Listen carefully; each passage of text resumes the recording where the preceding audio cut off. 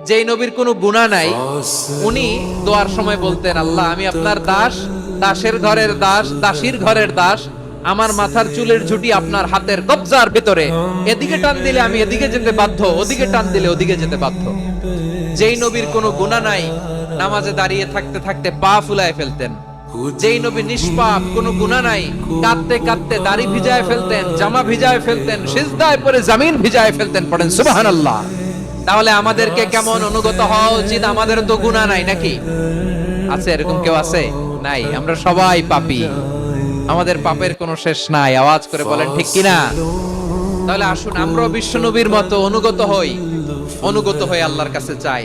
এই যে আল কানিতিনা ওয়াল কানিতাতি, মানে অনুগত বান্দা এবং বান্দি।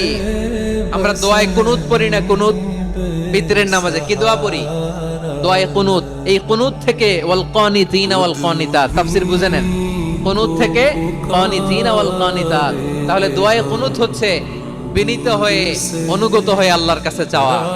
আমরা তখন দাঁড়িয়ে বলি, আল্লাহুম্মা ইয়্যাকা না'বুদু ওয়া লাকা নুসাল্লি ওয়া নাসজুদ ওয়া ইলাইকা নাসআ ওয়া নাহফিদ নারজু রাহমাতাকা ওয়া নাখশা আযাবাকা ইন্না আযাবাকাল জিদ্দা বিল কুফফারি মুলহিক।